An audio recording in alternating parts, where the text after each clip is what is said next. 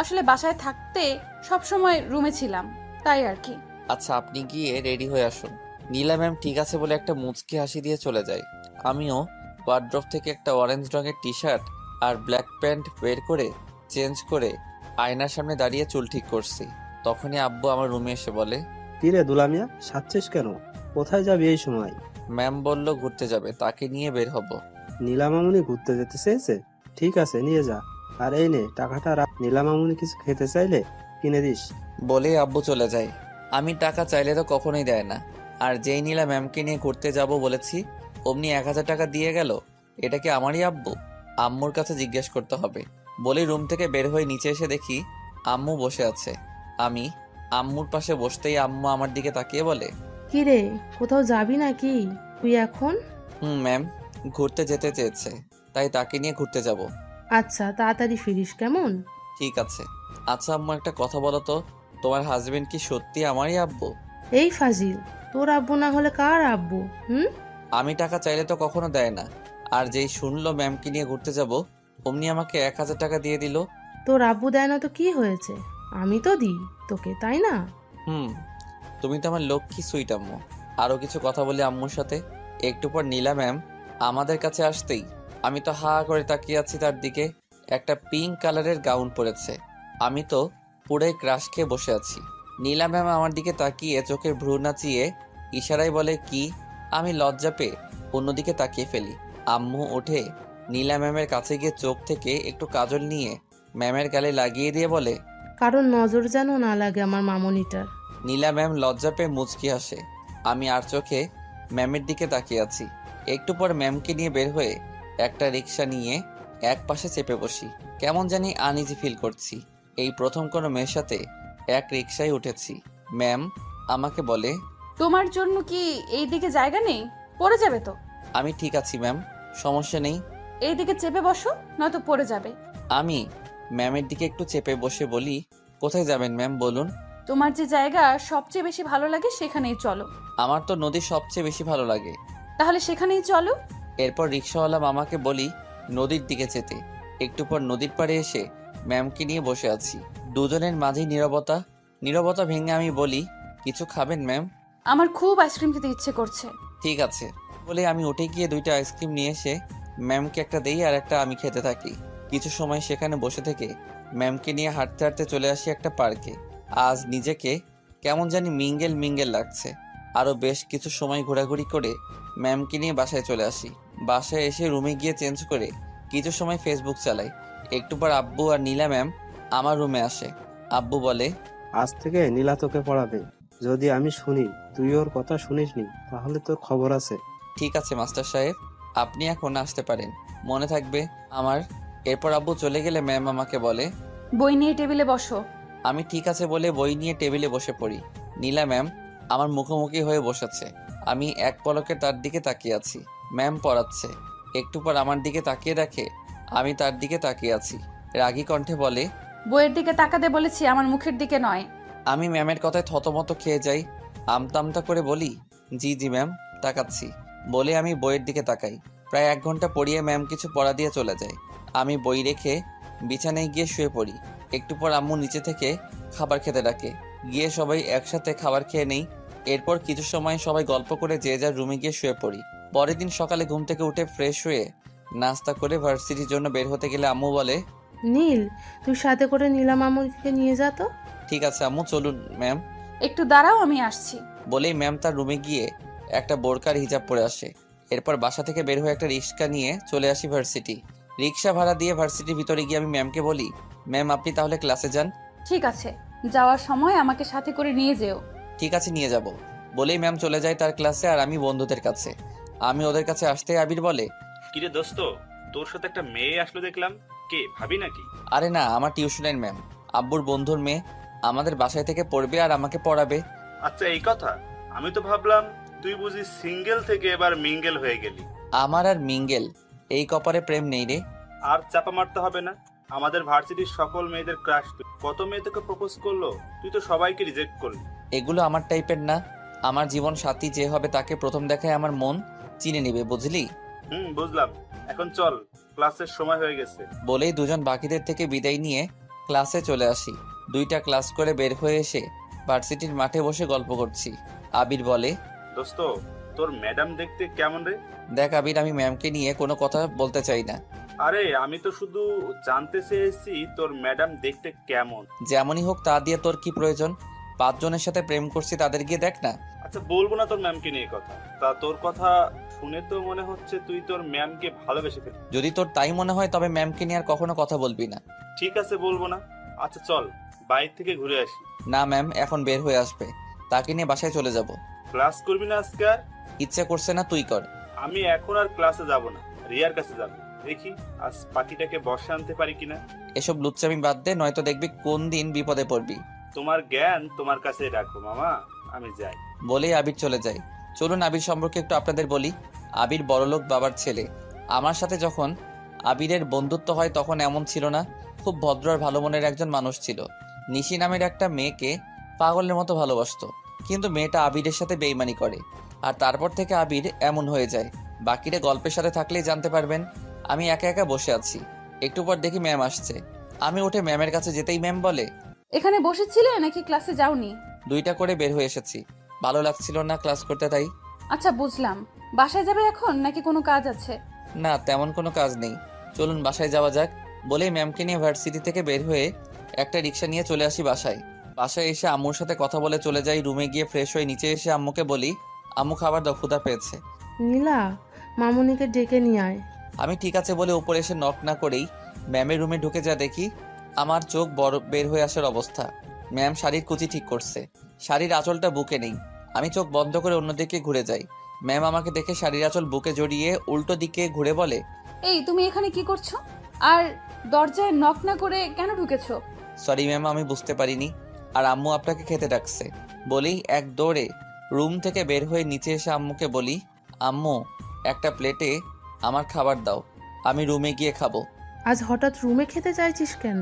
আর তোকে না পাঠালাম নীলাকে ডাকতে, গিয়েছিলি? ম্যাম আসছে, এখন আমাকে খাবার দিবে না, চলে যাবে। ঠিক আছে। বলে আম্মু একটা প্লেটে আমাকে খাবার দিলে আমি তাড়াতাড়ি করে রুমে চলে আসি। একটু আগে যা হয়েছে এখন ভুল করেও ম্যামের সামনে যাওয়া যাবে না। আমি রুমে ঢুকতে গেলে দেখি ম্যাম রুম থেকে বের হয়েছে। আমি দৌড়ে রুমের ভিতরে গিয়ে দরজা বন্ধ করে ফেলি। মাত্র রুম থেকে বের হয়েছি, দেখি নীল দৌড়ে ওর রুমে চলে গেল। এটা দেখে হাসতে হাসতে আমি নিচে এসে খাবার খেতে বসে পড়ি। খাবার খেয়ে সবকিছু একটা টেবিলে রেখে আমি শুয়ে শুয়ে গেমস খেলছি। কখন ঘুমিয়ে গেছি বুঝতে পারিনি। সেই কখন থেকে রুমে বসে আছি, আর কিছুক্ষণ আগের কথা ভাবছি। বাদরটা আমার সব দেখে ফেললো। এখন নীলের সামনে যাব কি করে ভাবতেই লজ্জা লাগছে। সবকিছু বাদ দিয়ে বই নিয়ে পড়তে বসেছি। ঘুম থেকে উঠে ফ্রেশ হয়ে নিচে এসে আম্মুকে বলি, আম্মু এক কাপ কফি বানিয়ে দিবে, মাথাটা ধরে আছে। আসতে নবাব সাহেব, ওনাকে এখন কফি বানিয়ে দিতে হবে। এই, তুই নিজে গিয়ে কফি বানিয়ে খেতে পারিস না? এই, আমার ছেলেকে একদম উল্টাপাল্টা কথা বলবে না। তোমাকে বলেছে কফি বানিয়ে দিতে? এবার বলো আব্বু, আমার আম্মু আমার সাথেই আছে। বাহ, যার জন্য করি চুরি সেই বলে চোর। মা ছেলে একজোট হয়েছে। আমি কি তোমাকে বলেছি আমার জন্য চুরি করতে? আসছে দরদ দেখাতে। সুযোগ খোঁজো না সবসময় আমার ছেলেটাকে বকার জন্য, তাই না? আমার কি ঠেকা পড়েছে শুনি তোমার ছেলেকে বকার জন্য? আচ্ছা, এবার তোমরা টম অ্যান্ড জেরির মতো ঝগড়া বন্ধ করো। আর আম্মু আমার জন্য আর সাথে আব্বুর জন্য কফি বানিয়ে নিয়ে আম্মু হাসতে হাসতে চলে যায়। আমি আব্বুর কোলে শুয়ে পড়ি। আব্বু আমার গাল টিপে চুলে হাত বুলিয়ে দিচ্ছে। একটু পর নীলা ম্যাম নিচে এসে বলে, বাহ আঙ্কেল, এত বড় ছেলেকে তুমি এখনো কোলে শুয়ে ঘুম পাড়িয়ে দাও। আমি ম্যামের কণ্ঠ শুনে আব্বুর কোল থেকে উঠে মাথা নিচু করে বসে থাকি। ম্যাম আমার দিকে তাকিয়ে আমার এই অবস্থা দেখে মুচকি আসে। আব্বু বলে, শুধু এই ফাজিলটা হাতে পায়ে বড় হয়েছে। আমারও তাই মনে হয় আঙ্কেল। তুমি জানো আজকে ভার্সিটি গিয়ে মাত্র 2টা ক্লাস করে বাইরে বসে আড্ডা দিয়েছি। আমি মনে মনে বলি, এই রে হয়ে গেল, এখন মাস্টার মশাই জ্ঞান দিতে শুরু করবে। ম্যাম আমাকে এমন করে বাসটা না দিলেই কি হতো না? কিরে, তুই ক্লাস না করে বাইরে বসে আড্ডা দিয়েছিস কেন? ভার্সিটি কি আড্ডা দিতে যাস? কতদিন তোকে বলেছি সকল ক্লাস করবি ভার্সিটি গিয়ে। তোকে নিয়ে আমার কত স্বপ্ন তুই জানিস। এভাবে যদি ক্লাস না করে আড্ডা দিস তাহলে কিভাবে আমার স্বপ্ন পূরণ করবি তুই? আমি রোজই সকল ক্লাস করি আব্বু, আজ ভালো লাগছিল না তাই। নীলামার কথায় যুক্তি আছে। বল, ক্লাস করতে ভালো না লাগলে বাসায় চলে আসতি, আড্ডা কি জন্য দিচ্ছিলি? ম্যাম বলেছে তাকে নিয়ে বাসায় আসতে, তাই তো ম্যামের জন্য অপেক্ষা করছিলাম। আমি ক্লাস না করে তোমাকে অপেক্ষা করতে বলেছি বুঝি? আমি মনে মনে বলি, আর বাস দিয়েন না গো মোরে, আর কিছু বললে মোর হিটলার বাপ এখন না আবার জুতা খুলে মোড়ে পিডাই। এরপর যদি আর কখনো শুনি ক্লাস না করে আড্ডা দিয়েছিস, তাহলে পিটিয়ে পিঠের ছাল তুলে নেব। আমি নীলা ম্যামের দিকে অসহায় দৃষ্টিতে তাকাই। ম্যাম আমার দিকে তাকিয়ে মিটমাট করে হাসছে।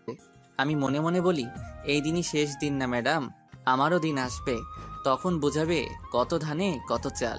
একটু পর আম্মু হাতে করে 4 কাপ কফি নিয়ে আসে। সবাই কফি খেতে খেতে আড্ডা দিচ্ছি। কিছু সময় পর ম্যাম বলে, নীল চলো পড়তে বসবে, সন্ধ্যা হয়ে গেছে, আমাকে আবার রাতে আজকে একটু পড়তে হবে, কাল আমার একটা অ্যাসাইনমেন্ট আছে। ঠিক আছে ম্যাম চলুন। বলেই আমি আর ম্যাম আমার রুমে গিয়ে বই নিয়ে টেবিলে বসে আমি ম্যামকে বলি, তখনকার জন্য সরি ম্যাম। কখন কার জন্য ঠিক বুঝলাম না। নক না করে আপনার রুমে ঢোকার জন্য, কিন্তু বিশ্বাস করুন আমি কিছুই দেখিনি। নীলের কথা শুনে আমার চোখে এসে লজ্জা ভর করে। ফাজিলটা সব দেখে এখন বলে কিছুই দেখেনি, ইচ্ছে করছে সব কয়টা চুল টেনে তুলে দে। আচ্ছা ঠিক আছে, এখন পড়ায় মনোযোগ দাও। আমি ঠিক আছে বলে পড়তে কালকে দিয়ে যাওয়া পড়া ম্যামকে দেখাই। এরপর ম্যাম আমাকে পড়াচ্ছে। ঘন্টাখানেকের মতো পড়িয়ে আজও কিছু পড়া দিয়ে চলে যায়। আমি টেবিল থেকে উঠে আইপ্যাড নিয়ে আবার গেমস খেলতে শুরু করি। কিছু সময় গেমস খেলে আইপ্যাডটা রেখে শুয়ে আছি। রুমে এসে কিছু সময় কালকের অ্যাসাইনমেন্টের জন্য পড়া কমপ্লিট করে আব্বুর সাথে কিছু সময় কথা বলে ছাদে গিয়ে দেখি নীল দাঁড়িয়ে কারোর সাথে মোবাইলে কথা বলছে। আমি আবিরের সাথে কথা বলছিলাম। হঠাৎ পিছনে কারো পায়ের শব্দ শুনে আবিরকে পরে কল দিব বলে কেটে দেই। ম্যাম আমার কাছে এসে বলে, এত রাতে কার সাথে কথা বলছো, তাও ছাদে এসে? আমার বন্ধু আবিরের সাথে। আপনি এখন এখানে? রুমে ভালো লাগছিল না, তাই একটু ছাদে আসলাম রাতে আকাশ দেখতে। ও আচ্ছা আসুন দোলনায় বসি।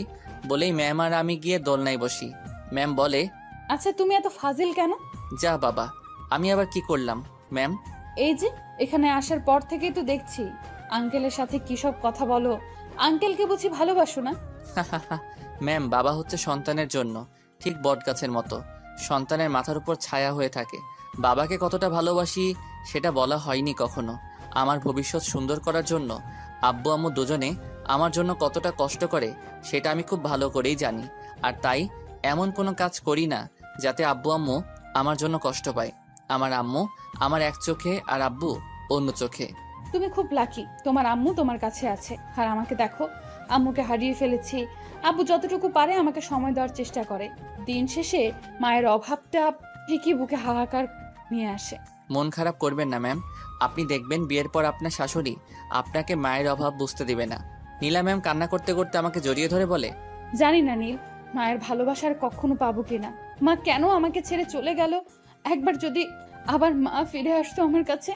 আমি ম্যামের মাথায় হাত রেখে বলি, কান্না করবেন না ম্যাম, দেখবেন একদিন আপনার জীবনে এত ভালোবাসা আসবে তখন আপনি চাইলেও চোখে পানি আনতে পারবেন না। ম্যাম আমাকে ছেড়ে দিয়ে চোখের পানি মুছতে মুছতে বলে, সরি, একটু ইমোশনাল হয়ে গিয়েছিলাম, তাই তোমাকে জড়িয়ে ধরে ফেলেছি, কিছু মনে করো না। আমার কিন্তু ভালোই লাগছিল ম্যাম। ফাজিল একটা। অনেক রাত হয়ে যাচ্ছে, আন্টি মনে হয় আমাকে খুঁজছে, চলো নিচে যাই। এরপর ম্যাম আর আমি নিচে আসতেই আম্মু বলে, কিরে তোরা দুইটা কোথায় ছিলি এতক্ষণ? কতবার ডাকলাম। ছাদে বসেছিলাম আন্টি। আচ্ছা এখন আয়, খাবার খাবি, অনেক রাত হয়ে গেছে। আন্টি আমাকে আজ তুমি খাইয়ে দিবে? কেন নয়, আয় মা, আজ তোকে আমি নিজ হাতে খাইয়ে দেব। আমি কি দোষ করলাম আম্মু? আচ্ছা আয়, তোদের দুইটাকেই খাইয়ে দিচ্ছি। বলেই আম্মু একটা প্লেটে খাবার নিয়ে আমাকে আর নীলা ম্যামকে খাইয়ে দেয়। খাবার শেষে কিছু সময় সবাই গল্প করে যে যার রুমে চলে যায়। ম্যাম যাওয়ার আগে আমাকে বলে, নীল কাল একটু তাড়াতাড়ি উঠো, অ্যাসাইনমেন্ট আছে তো, তাই একটু আগেই যেতে হবে। ঠিক আছে ম্যাম। বলেই রুমে গিয়ে ঘুমিয়ে পড়ি।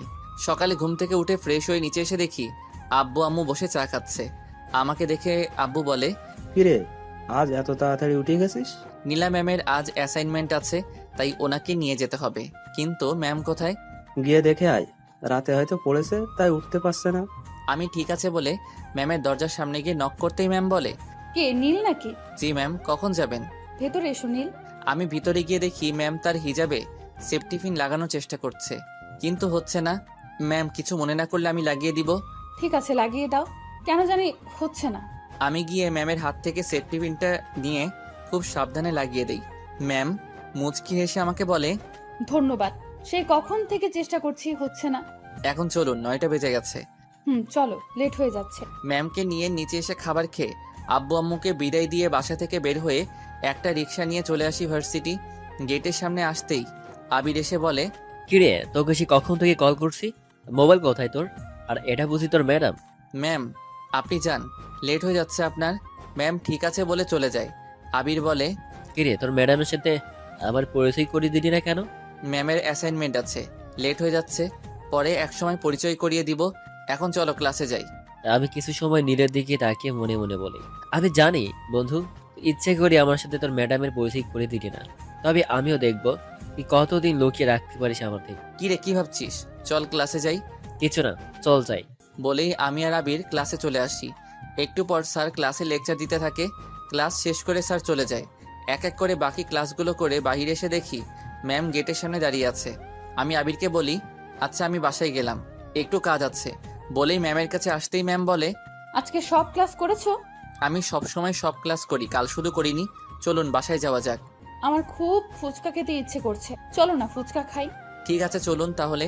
বলেই ম্যামকে নিয়ে চলে আসি ফুচকার দোকানে। এরপর 2 প্লেট ফুচকার অর্ডার দেই। একটু পর ফুচকা দিলে দুজনে ফুচকা খেয়ে আমি ম্যামকে বলি, এবার বাসায় যাবেন নাকি আর কিছু খাবেন ম্যাম? না, আর কিছু এখন খাবো না, চলো হাঁটতে হাঁটতে বাসায় যাই আজকে। কি বলছেন? বাসা এখানে থেকে 20 মিনিটের রাস্তা, এত পথ হেঁটে যেতে পারবেন? খুব পারবো, আজ হেঁটে যেতে ইচ্ছে করছে। ঠিক আছে চলুন তাহলে হেঁটেই যাই। বলেই ম্যামকে নিয়ে হাঁটতে থাকি। রাস্তায় টুকটাক কথা বলতে বলতে বাসায় চলে আসি। বাসায় এসে ম্যাম আর আমি ওপরে চলে আসি। রুমে যেতে নিলে ম্যাম বলে, আজ ঘুরতে যেতে হবে বিকেলে নীল। ঠিক আছে, আপনি রেডি হয়ে থাকেন। ম্যাম ঠিক আছে বলে মিষ্টি একটা হাসি দিয়ে চলে যায়। আমি আবারও ম্যামের হাসি দেখে ক্রাশ খেলাম। কিছু সময় সেখানে দাঁড়িয়ে থেকে রুমে এসে ব্যাগটা টেবিলে রেখে ওয়াশরুমে গিয়ে গোসল করে রুমে এসে চেঞ্জ করে নিচে এসে খাবার খেয়ে নেই। খাওয়া শেষে সোফায় এসে আম্মুর কোলে মাথা রেখে শুয়ে পড়ি। কিছু সময়ের মধ্যে সেখানেই ঘুমিয়ে পড়ি। বিকেলে ম্যামের ডাকে ঘুম ভাঙে। এই নীল ওঠো, আর কত ঘুমাবে? তুমি না আমাকে নিয়ে ঘুরতে যাবে বলেছো? আমি ঘুম থেকে উঠে চোখ ডলতে ডলতে তাকিয়ে দেখি আমি ম্যামের কোলে শুয়ে আছি। এক লাফে উঠে বসে বলি, আমি তো আম্মুর কোলে শুয়েছিলাম, আপনি কখন আসলেন এখানে? আন্টির কোলেই শুয়েছিলে, আঙ্কেল আন্টিকে নিয়ে বাইরে যাবে, তাই আমাকে ডেকে বলল তোমার পাশে বসতে। তুমি নাকি সোফায় ঘুমালে পড়ে যাও, তাই। কোথায় গেছে আব্বু আম্মু? কিছু বলে গেছে? আন্টির নাকি প্রেশারটা বেড়ে গেছে, তাই ডাক্তারের কাছে গেছে। কই আম্মু তো আমাকে কিছু বললো না। আচ্ছা আমি ফ্রেশ হয়ে আসছি, আপনি গিয়ে রেডি হয়ে আসুন। ঠিক আছে, তুমিও চেঞ্জ করে নাও, একটা ব্ল্যাক শার্ট নয়তো পাঞ্জাবি পরো। আমি ঠিক আছে বলে রুমে এসে আব্বুকে কল করি। আব্বু কল রিসিভ করে বলে, কিরে নীল, কখন ঘুম থেকে উঠলি? এখনই। আম্মুর কি হয়েছে আব্বু? ডক্টর কি বলল? এমন কিছু না, একটু প্রেশারটা বেড়ে গেছে, মেডিসিন নিয়েছি। ও আচ্ছা, তাহলে আম্মুকে নিয়ে বাসায় চলে এসো, আমি ম্যামকে নিয়ে একটু বাইরে যাচ্ছি। আচ্ছা সাবধানে যাস, আর সন্ধ্যার আগে বাসায় চলে আসিস, কেমন? ঠিক আছে আব্বু, রাখি তাহলে। বলেই কল কেটে ফ্রেশ হয়ে এসে ম্যামের কথা মতো একটা ব্ল্যাক পাঞ্জাবি পরে নিচে এসে অপেক্ষা করছি ম্যামের জন্য। একটু পর সিঁড়ি দিয়ে ম্যামের পায়ের শব্দ শুনে সিঁড়ির দিকে তাকিয়ে আমি তো পুরাই হা হয়ে আছি। ম্যামের দিক থেকে চোখই সরাতে পারছি না। ম্যাম আমার সাথে ম্যাচিং করে ব্ল্যাক শাড়ি, কানে ব্ল্যাক কালারের ঝুমকো, চোখে কাজল, ঠোঁটে হালকা গোলাপি রঙের লিপস্টিক, কপালে ছোট্ট টিপ, হাত ভর্তি রং বেরঙের কাচের চুড়ি। আমার চোখের পলক পড়ছে না ম্যামের দিক থেকে।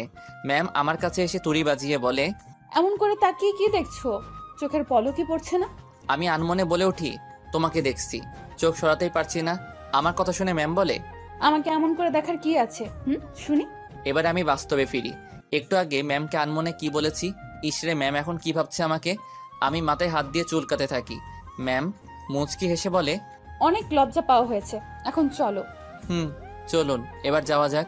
বলেই দুজনে বাসা থেকে বের হয়ে একটা রিক্সা নিয়ে চলে আসি পার্কে। একটা বেঞ্চে বসে আছি, দুজনের মাঝে নীরবতা। একটু পর নীরবতা ভেঙে ম্যাম বলে, কি নীল, আজকে কি চুপ করে থাকবে ঠিক করেছো নাকি? না এমনটা কেন হবে।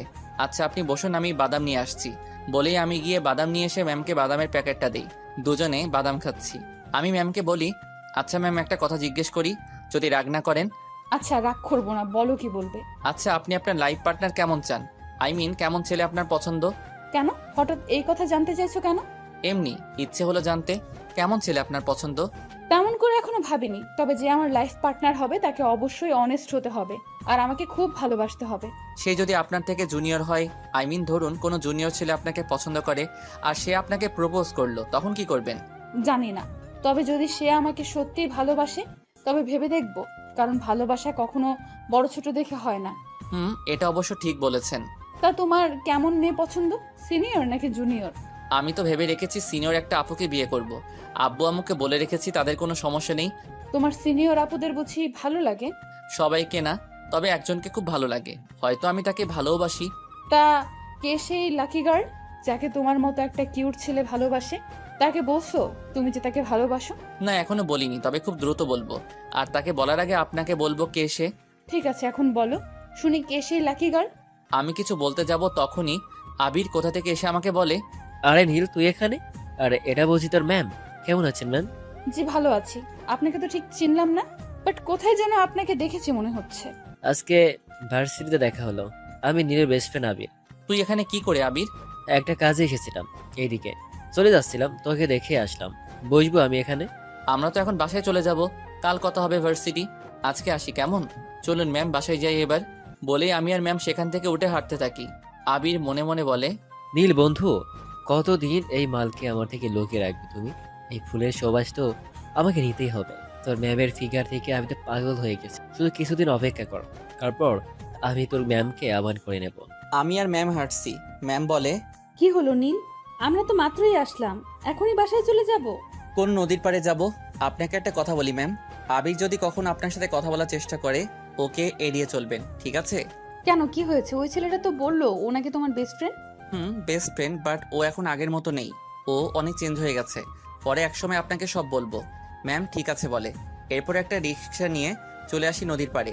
অনেক সময় দুজনে ঘোরাঘুরি করে বাসায় চলে আসি। এইভাবেই হাসি আর আনন্দে কেটে যায় 6 মাস।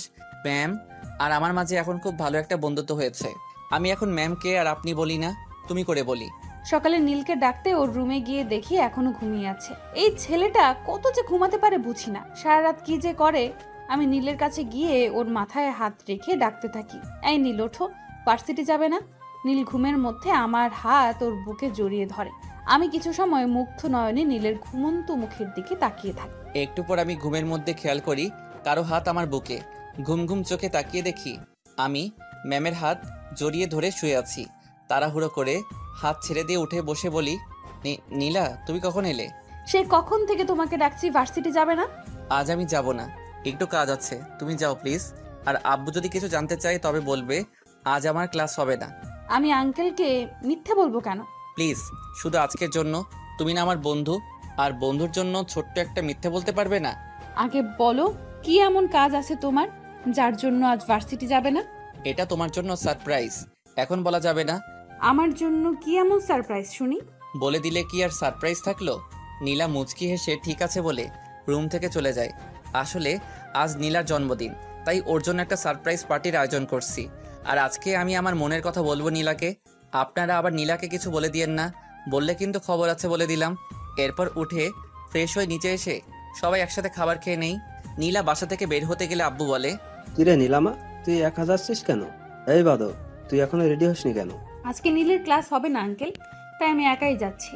ও আচ্ছা, তাহলে নীল একটা কাজ কর, নীলামাকে ভার্সিটিতে পৌঁছে দিয়ে আয়। রাস্তাঘাটের অবস্থা ভালো না, একা যেতে হবে না। আচ্ছা আব্বু, আমি তাহলে নীলাকে পৌঁছে দিয়ে আসছি। বলেই দুজন বাসা থেকে বের হয়ে একটা রিক্সা নিয়ে উঠে পড়ি। রিক্সায় উঠতেই নীলা বলে, এই প্রথম আমি মিথ্যা বললাম, তাও তোমার জন্য। তবে আর কখনো কিন্তু বলবো না, মনে রেখো। ঠিক আছে, আর বলতে হবে না। আমিও আজকের পর আর ভার্সিটি অফ দিব না। কথা বলতে বলতে ভার্সিটি চলে আসি। নীলাকে ভার্সিটি পৌঁছে দিয়ে আমি চলে আসি ফুলের দোকানে। কিছু ফুল, লাল নীল সাদা রঙের, আবির, আরও যা যা লাগে সব কিছু নিয়ে বাসায় চলে আসি। এরপর আব্বু আম্মুকে এসে সব বলি। আব্বু আম্মু সব শুনে খুব খুশি হয়। আমি সব কিছু ছাদে নিয়ে রেখে দেই। এরপর রুমে এসে কিছু সময় আইপ্যাড নিয়ে ফ্রি ফায়ার গেমস খেলতে খেলতে ঘুমিয়ে যাই। ক্লাস শেষ করে বের হয়ে আসতেই নীলের বন্ধু আবির একটা গোলাপ ফুল নিয়ে আমার সামনে এসে হাঁটু ভাঁজ করে বসে বলে, যেদিন প্রথম তোমাকে দেখেছি সেদিন থেকে আমার মনের কোণে তোমায় নিয়ে অনেক স্বপ্ন এঁকে রেখেছি। ভালোবাসি তোমাকে। Will you marry me? এই ছেলে, তোমার লজ্জা করে না? জুনিয়র হয়ে সিনিয়রকে প্রপোজ করছো? ভালোবাসি, এতে লজ্জার কি আছে নীলা? আর তুমি সিনিয়র বলে তোমাকে ভালোবাসা দেব না, এটা কোথায় লেখা আছে? কোথায় কি লেখা আছে আমি জানি, আর কখনো আমাকে এসব কথা বলবে না। বলেই আমি সেখান থেকে চলে আসতে গেলে আবির পেছন থেকে আবার বলে, নীল কি এত সুখ দিয়েছে নাকি যে আমাকে পছন্দ হয় না?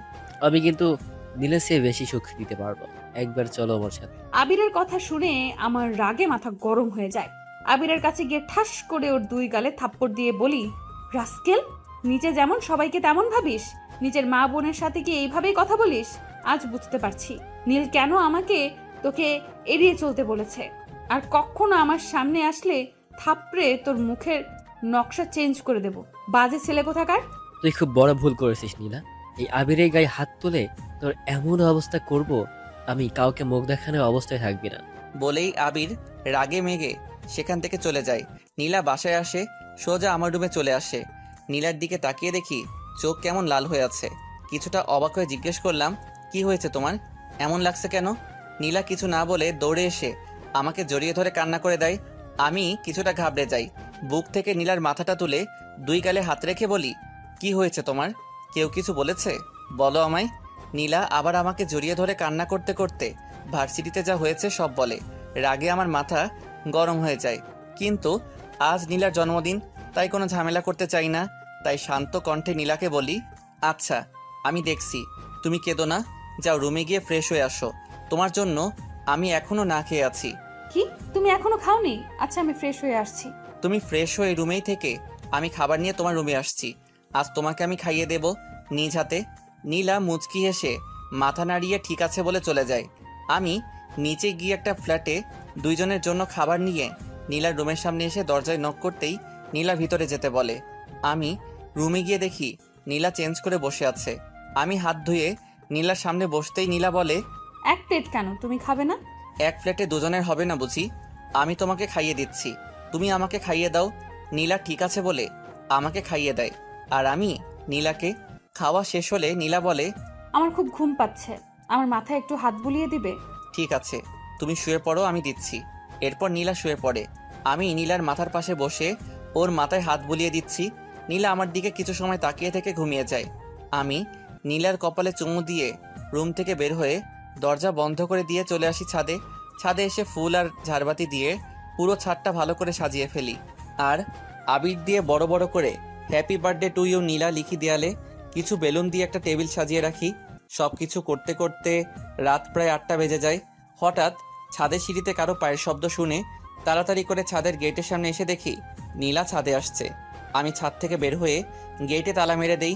নীলা আমাকে ছাদে তালা দিতে দেখে বলে, তুমি ছাদের দরজা বন্ধ করেছো কেন? আর সেই কখন থেকে তোমাকে খুঁজে যাচ্ছি, কোথায় ছিলে এতক্ষণ? ছাদে এখন যাওয়া যাবে না, একটু সমস্যা আছে, চলো নিচে যাই। কেন, এখন কি ছাদে যেতে বারণ আছে? আর তোমার হাতে এত রং কিসের? সবকিছু পরে জানতে পারবে, এখন চলো তো এখান থেকে। বলেই নীলার হাত ধরে নিচে চলে আসি। নিচে এসে দেখি নীলার আব্বু এসেছে, আমার আব্বুর সাথে কথা বলছে। আমি আঙ্কেলের সাথে কুশল বিনিময় করে গিয়ে হাত ধুয়ে এসে সবার সাথে কিছু সময় গল্প করে সবাই একসাথে রাতের খাবার খেয়ে নেই। এখন ঠিক 11টা 50 বাজে। নীলার রুমের দরজা নক করতে নীলা ভিতরে যেতে বলে। আমাকে দেখে নীলা বলে, নীল, তুমি এই সময় কিছু বলবে? এখন কিছু বলার সময় নেই, আমার সাথে আসতো। কোথায় যাব এখন সেটা বলবে তো? আগে এসো তারপর বলছি। বলেই নীলার হাত ধরে ছাদে চলে আসি। নীলা ছাদের পরিবেশ দেখে বলে, 2 বছর পর, আজ 2 বছর পর জেল থেকে বের হয়েছি। এই 2 বছরে আব্বু আম্মু মাঝে মাঝে এসে দেখা করে গেছে, কিন্তু নীলা একবারও আসেনি। তবে আব্বু আম্মুর থেকে সবসময় নীলার খবর নিতাম। নীলা নিজেকে রুমে বন্দি করে রাখে সবসময়, কারোর সাথেই নাকি তেমন কথা বলে না। জেলখানা থেকে বের হতেই আম্মু দৌড়ে এসে আমাকে শক্ত করে জড়িয়ে ধরে কান্না করে দেয়। আব্বু পাশে দাঁড়িয়ে নীরবে চোখের পানি ফেলছে। আম্মু বলে, আজ 2 বছর পর তোকে এই বুকে পেয়ে আমার বুকটা শীতল হয়ে গেছে বাবা। নীলা কেমন আছে আম্মু? এখনো কি নিজেকে ঘরবন্দি করে রাখে? কারোর সাথেই কথা বলে না সেদিনের পর থেকে। সব কথা পরে হবে, এখন বাসায় চল। আব্বু, নীলাদের বাসায় যাব আগে, নীলাকে কতগুলো দিন দেখি না। আচ্ছা, কাল যাব নীলাদের বাসায়, আগে বাসায় চল। না আব্বু, আমি আজকে নীলাকে বিয়ে করতে চাই। কি বলছিস তুই? নীলা ধর্ষিতা জেনেও তুই বিয়ে করতে চাইছিস? আম্মু চাইছি, তোমাদের কোনো আপত্তি আছে? না বাবা, আমাদের কোনো আপত্তি নেই। তোর কথা শুনে আজ গর্বে বুকটা ভরে যাচ্ছে। ঠিক আছে চল, আমরা নীলাদের বাসায় গিয়ে আজই নীলা আর তোর বিয়ে দিয়ে নীলার মাকে আমাদের বাসায় নিয়ে যাব। আমি ঠিক আছে বলে আব্বু আম্মুর সাথে গাড়িতে উঠে নীলাদের বাসায় রওনা দেই। আমাদের সমাজের মানুষগুলো কতটা আজব, একটা ধর্ষিতা মেয়েকে দেখলে ছিছি করে, অথচ বিয়ের আগে কত মেয়ে তার বয়ফ্রেন্ডের সাথে রুম ডেট করে, তারা ঠিকই বুক ফুলিয়ে সমাজে চলাফেরা করে। আবার কত ছেলে তো আছে যারা বিবাহিতা মেয়েদের নিয়ে পালিয়ে যায়, তাদের দিকে কেউ আঙ্গুল তোলে না। কিন্তু একটা জানোয়ার একটা অসহায় মেয়ের সর্বনাশ করলে তার দিকে ঠিকই আঙ্গুল তোলে। নিজেদের চিন্তাভাবনা বদলান, দেখবেন সমাজ এমনি বদলে যাবে। কিছুক্ষণ পর নীলাদের বাসার সামনে এসে গাড়ি থামে। আমি আম্মু নীলাদের বাসার সামনে দরজার সামনে দাঁড়িয়ে আছি। আব্বু কলিং বেল দিতে নীলার আব্বু এসে দরজা খুলে আমাকে দেখে বলে, আরে নীল বাবা, কেমন আছো তুমি? কতটা শুকিয়ে গেছো, এসো ভেতরে এসো। নীলা কোথায় আঙ্কেল?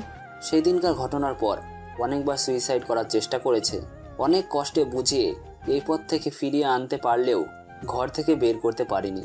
সবসময় রুমেই নিজেকে বন্ধ করে রাখে। আমি দেখছি আঙ্কেল। আর আব্বু তুমি কাজে নিয়ে আসো, আজই আমি নীলাকে বিয়ে করব। আমার কথা শুনে নীলার আব্বু বলে, কি বলছো বাবা, তুমি সবকিছু জেনেও?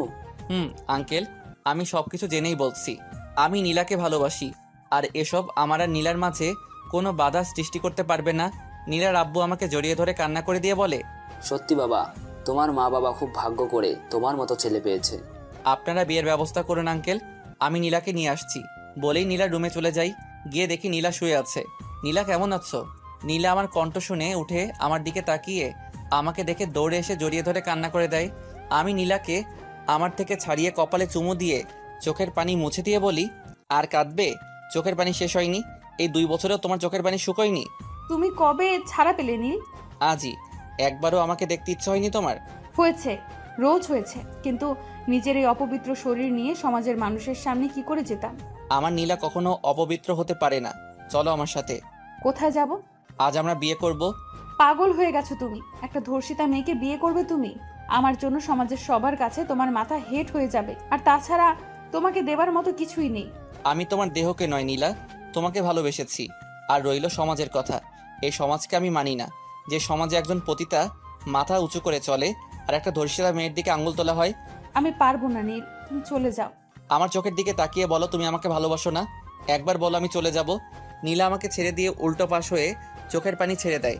আমি নীলার কাছে গিয়ে আমার দিকে ঘুরিয়ে চোখের পানি মুছে বলি, আমি আমার উত্তর পেয়ে গেছি, এবার রেডি হয়ে নাও, আমরা আজই বিয়ে করছি। কিন্তু নীল, এটা কি করে? আর কিছু বলার আগেই আমি নীলার ঠোঁটের সাথে আমার ঠোঁট মিশিয়ে দেই। 5 মিনিট পর ছেড়ে দিয়ে বলি, এখনো বলবে আমাকে বিয়ে করবে না? নীলা কান্না করতে করতে আমাকে জড়িয়ে ধরে। আমিও শক্ত করে নীলাকে আমার বুকে জড়িয়ে ধরি। বেশ কিছু সময় দুজনে একে অপরকে জড়িয়ে ধরে আমি নীলার হাত ধরে নিচে আসতেই আম্মু নীলার কাছে এসে কপালে চুমু দিয়ে বলে, আয় মা, বস এখানে। নীলা আম্মুর সাথে গিয়ে বসে পড়ে। একটু পর আব্বু আর আঙ্কেল কাজী নিয়ে আসলে আমাদের বিয়ে পড়ানো হয়। কাজী বিয়ে পড়িয়ে চলে যায়। কিছু সময় নীলাদের বাসা থেকে আমাদের বাসায় চলে আসি। নীলা আম্মুর সাথে নিচে বসে আছে। আমি ওয়াশরুমে চলে যাই গোসল করতে। চলুন জেনে আসি 2 বছর আগে কি এমন হয়েছিল যার জন্য আমি জেলে গিয়েছিলাম। 2 বছর আগে নীলা ছাদের পরিবেশ দেখে খুশিতে আমাকে জড়িয়ে ধরে বলে, তুমি জানলে কি করে আজ আমার জন্মদিন? আমার হবু বউয়ের জন্মদিন আর আমি জানবো না? কে তোমার হবু বউ? আমি পকেট থেকে একটা রিং বের করে নীলার সামনে হাঁটু ভাঁজ করে ফিল্মি স্টাইলে বসে বলি, তোমাকে দেখার পর হারিয়ে গেছে আমার চোখের ঘুম, আমার নিঃশ্বাস প্রশ্বাসে এখন শুধু তোমারই ছোঁয়া। আমি সেই চাঁদ যার তুমি ছাড়া আর কোনো আকাশ নেই। আমার প্রতি মোনাজাতে তুমি, তুমি আমার প্রতি বইয়ের পাতার প্রতিটি শব্দ, তুমি আমার সুখের আশা, তাই চাই না কখনো তোমার থেকে দূরে যেতে। I love you Nila, will you marry me? Nila আমার সামনে বসে আমাকে জড়িয়ে ধরে কান্না করতে করতে বলে, তোমায় ভালোবাসার দামে পাপ যদি হয় পায়ে পায়ে মাখিব পাপ সারা গায়ে, কোনো পুণ্য খুঁজি না।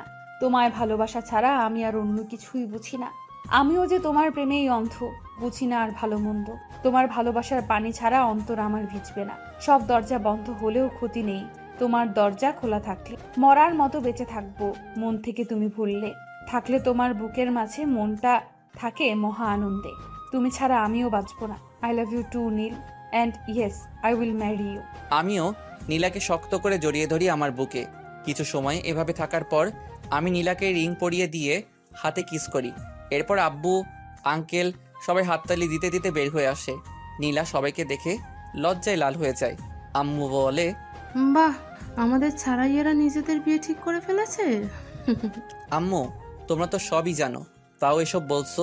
নীলা আমার কানের কাছে এসে ফিসফিস করে বলে, আব্বু আঙ্কেল আন্টি এতক্ষণ এখানেই ছিল? এখানেই ছিল ম্যাডাম। নীলা লজ্জা পেয়ে আমার বুকে মুখ লুকায়। এরপর সবাই একসাথে নীলাকে উইশ করে কেক কেটে সবাই সবাইকে খাইয়ে দেয়। আব্বু আম্মু আঙ্কেল কিছু সময় থেকে চলে যায়। আমি নীলার এক হাত ধরে টেনে আমার বুকের সাথে জড়িয়ে ধরে গালে চুমু দিয়ে বলি, আজ থেকে বাকিটা জীবন ভালোবেসে মিশে রবে আমাদের দুটি মন। তাই থাকবে। আর আমার এক্সাম শেষ হলে আমরা বিয়ে করে নেব। আমার বইয়ের দেখছি আদর খাওয়ার জন্য আর তর সইছে না। নীলা মুচকি হেসে আমাকে শক্ত করে জড়িয়ে ধরে। বেশ কিছু সময় দুজন ছাদে থেকে নিচে চলে আসি। নীলা ওর রুমে চলে যায়, আমি আমার রুমে এসে শুয়ে পড়ি। মাত্র রুমে এসে চেঞ্জ করব, তখনই নীলের নাম্বার থেকে এসএমএস আসে, একটু ছাদে এসো তো, কথা আছে। আমি মুচকি হেসে রুম থেকে বের হয়ে ছাদে গিয়ে কাউকে দেখি। হঠাৎ ছাদের গেট বন্ধ করার আওয়াজে পেছনে তাকিয়ে দেখি আবির রাগী লুকে আমার দিকে এগিয়ে আসছে। আবির, তো তুমি এখানে? আর এইভাবে আমার কাছে আসছো কেন? তোর খুব অহংকার তাই না? নীল তোকে এত মজা দিয়েছে তাই তুই আমার ভালোবাসা ফিরিয়ে দিয়েছিস। আজ তোর এমন অবস্থা করব দেখিয়ে নীল আর তোরই মুখটাই দেখে কিনা।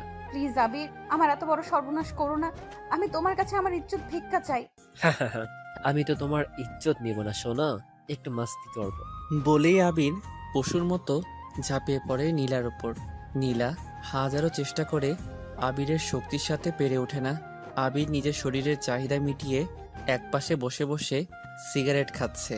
নীলা নিজের শাড়ির আঁচল বুকে জড়িয়ে কান্না করছে। আমি শুয়ে আছি, কিন্তু কিছুতেই ঘুম আসছে না। নীলার সাথে কথা বলার জন্য মনটা ছটফট করছে। তাই উঠে লাইট অন করে মোবাইল খুঁজছি, কিন্তু মোবাইলটা রুমে নেই। হঠাৎ মনে পড়লো মোবাইল তো ছাদে রেখে এসেছি। তাই রুম থেকে বের হয়ে ছাদের দরজা খুলতে গেলে দেখি বন্ধ। এর মধ্যে নীলার কান্নার আওয়াজ শুনে বুকের ভিতরটা মোচড় দিয়ে ওঠে। কয়েকটা লাথি মারতে দরজা ভেঙে যায়।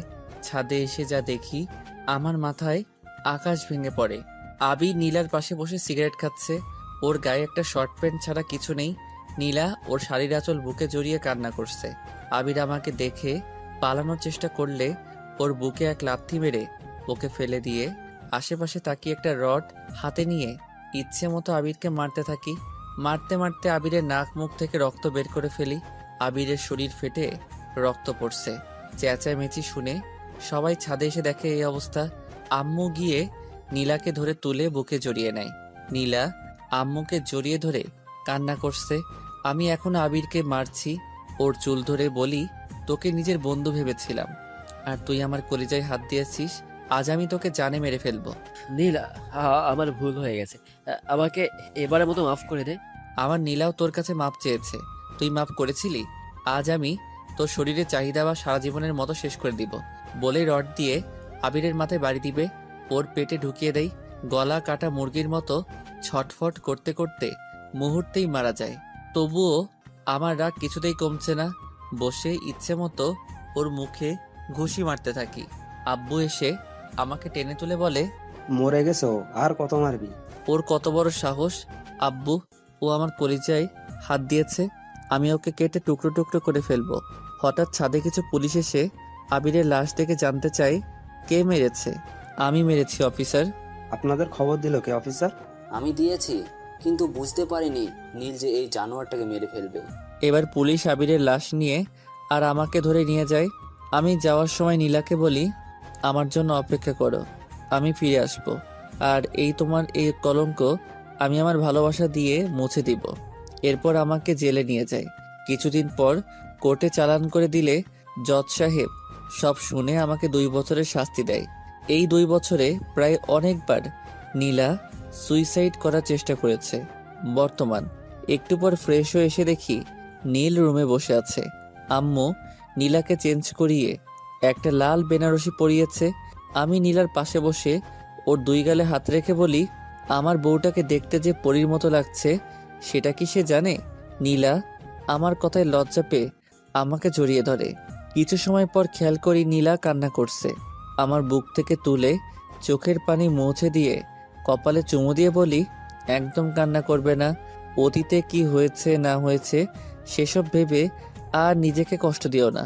আজ থেকে আমরা নতুন করে আমাদের জীবন শুরু করব। আর তার জন্য আমি এখন আবার আমার বউকে প্রপোজ করব। আমার বউ রাজি হবে তো? নীলা চোখের পানি মুছে মাথা নাড়িয়ে হ্যাঁ বলে। আমি বেলকনিতে গিয়ে একটা ফুল ছিঁড়ে এনে নীলাকে দাঁড় করিয়ে ওর সামনে হাঁটু ভাঁজ করে বসে বলতে শুরু করি, তুমি জীবনের রং ছুঁয়ে ভালোবেসে দেখো একবার। আমি সুখ হয়ে কাছে এসে মুছে দেব কান্না তোমার। আমার এই বুকে তোমারই নাম লিখে রেখেছি। দেখো না, ভুলেই আড়ালে কখনো হারালে আমি বাঁচব না। তুমি ফাগুনের আলো হয়ে এই হাতে রাখো যদি হাত, আমি আধারে বাঁধ ভেঙে দেব স্নিগ্ধ প্রভাত। ভালোবাসি শুধুই তোমাকে, আর সারা জীবন বাঁচবো। তুমি দেবে সারা আমার ভালোবাসায়। নীলা আমার সামনে বসে কান্না করতে করতে আমাকে শক্ত করে জড়িয়ে ধরে বলে, ভালোবাসা তোমার মতো এমনিতেই হয়। এই মায়াতে একটা জীবন কোনো কিছুই নয়। অল্প ছুঁয়ে গল্প হয়ে আমি তুমি ময়। ও পাশে ভালোবেসে এমনই সব সময়। কারণ ছাড়া মনটা আমার তোমার কাছে থাকতে চায়। যতটা সময় বাঁচবে জীবন, হাঁটবো তোমার পায়ে পায়ে। তুমি এলে তাই ইচ্ছে সাজাই, খুশিতে হাসে আমার। বোঝাই কি করে যাব মরে, তুমি ছাড়া বাঁচা আমার জন্য সুখ। আমিও যে তোমাকে আজও ভালোবাসি। দুজন দুজনকে শক্ত করে জড়িয়ে থাকি বেশ কিছু সময়। এরপর আমি নীলাকে কোলে তুলে বিছানায় শুইয়ে দিয়ে ওর পাশে শুয়ে কপালে চুমু দিতেই নীলা কেঁপে ওঠে। ধীরে ধীরে 4 ঠোঁট এক করে দেই। এরপর নীলার ঘাড়ের থেকে চুল সরিয়ে মুখ গুজে দেই। নীলা আমার প্রতিটি ছোঁয়ায় কেঁপে ওঠে। ধীরে ধীরে দুজনে হারিয়ে যাই রঙিন এক স্বপ্নে। কিছু সময় পর নীলা আমার বুকে মাথা রেখে ঘুমিয়ে পড়ে। আমি নীলার কপালে চুমু দিয়ে ওকে জড়িয়ে ধরে ঘুমিয়ে পড়ি। পরের দিন সকালে ঘুম থেকে উঠে নীল আমাকে শক্ত করে জড়িয়ে ধরে ঘুমিয়ে আছে। কাল রাতের কথা মনে হতেই চোখে লজ্জার হাসি চলে আসে। কিছু সময় নীলকে জড়িয়ে ধরে থেকে উঠে ওয়াশরুমে চলে। ঘুমিয়ে আছি, হঠাৎ মুখে পানি পড়তেই চোখ খুলে দেখি বউ আমার তার ভেজা চুল আমার মুখের সামনে ধরে মুচকে মুচকে হাসছে। আমি নীলার হাত ধরে এক টানে আমার বুকে ফেলে দিয়ে বলি, দুষ্টুমি হচ্ছে তাই না? এখন যদি আমি আবার গোসল করার ব্যবস্থা করি তাহলে কি হবে শুনি? একদম না, এখন আবার আমি গোসল করতে পারবো না। ছাড়ো, সবাই উঠে গেছে, কেউ চলে আসবে। এখন এখানে কে আসবে শুনি? সবাই জানে আজ আমরা এত সহজে রুম থেকে বের হব না। ইস, শখ কত! এত লুচু হয়ে গেছো কেন তুমি? আমার বউ আর আমি তার সাথে লুচোগিরি না করলে কার সাথে করব শুনি? ইচ্ছে তো করছে দরজার বাহিরে একটা ব্যানার লাগিয়ে দেই আর তাতে লিখে দেই 7 দিনের জন্য লকডাউন। সত্যি সত্যি লুচু হয়ে গেছো, শুধু পচা কথা বলে। এখন ছাড়ো, উঠে ফ্রেশ হয়ে নাও। আগে আমার মর্নিং কিসটা দিয়ে দাও। সারা রাত যা করেছো তাতে হয়নি বুঝি? এতে কিছু হয় নাকি? এত কিউট বউ আমার, ইচ্ছে তো করে সব সময় আদর করি। তোমার মুখে কিছু আটকায় না তাই না? আমি অন্য কাউকে কিছু বলছি না যে আটকাবে, আমি আমার বউকে বলছি। এখন আর কথা না বাড়িয়ে আমার পাওনাটা দিয়ে দাও। নীলা আমার গালে চুমু দিয়ে বলে, এবার হয়েছে, এখন ওঠো। এটা কি ছিল? আমি 5 বছরের ছোট বাচ্চা নাকি যে গালে চুমু দিচ্ছ? বলে নীলাকে শক্ত করে জড়িয়ে ধরে 4 ঠোঁট এক করে দেই। একটু পর ছেড়ে দিতেই নীলা আমার বুকে মাথা রেখে শুয়ে থাকে। কিছু সময় দুজন এইভাবেই থেকে নীলা আমার উপর থেকে উঠে ড্রেসিং টেবিল আয়নার সামনে গিয়ে চুল মুছতে থাকে। আমি নীলার কাছে গিয়ে কপালে চুমু দিয়ে উঠে ফ্রেশ হতে চলে যাই। ফ্রেশ হয়ে এসে দেখি বউ আমার রুমে নাই। চেঞ্জ করে সিঁড়ির কাছে আসতেই শুনি পাশের বাসার আন্টিরা আম্মুকে কিছু বলছে আর নীলা মাথা নিচু করে কান্না করছে। পাশের বাসার আন্টিরা বলছে, এটা কি করলেন নাজমা আপা? একটা ধর্ষিতা মেয়েকে আপনার ছেলের বউ করে আনলেন? মানুষের সামনে তো মাথা নিচু হয়ে গেল আপনার। আপনার ছেলে এখনো ছোট মানুষ, ও বললো আর আপনিও সেটাই করলেন। এখন সমাজের মানুষের সাথে চলবেন কি করে? এখনো সময় আছে, এই মেয়ের সাথে নিলে ডিভোর্স করিয়ে দেন। নীলা চোখের পানি ফেলেই যাচ্ছে মাথা নিচু করে। আমি সিঁড়ি থেকে বলে উঠি, আরে আন্টি আপনি ঠিকই বলেছেন, ভুল হয়ে গেছে আমার তাই না? আমার কথা শুনে সবাই আমার দিকে তাকায়। আম্মু মনে মনে বলে, এরা আজ গেল, বাস খাওয়ার জন্য রেডি হয়ে যাও। বাবা, ভুল তো করেছো, সেই ভুলটা এখন শুধরে না, এটা তোমার জন্য ভালো। নীলা আমার দিকে অসহায় দৃষ্টিতে তাকিয়ে আছে।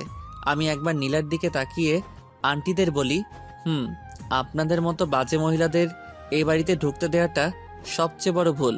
নীল, এটা কেমন ব্যবহার? আমরা তোমার গুরুজন, ভুলে যেও না এটা।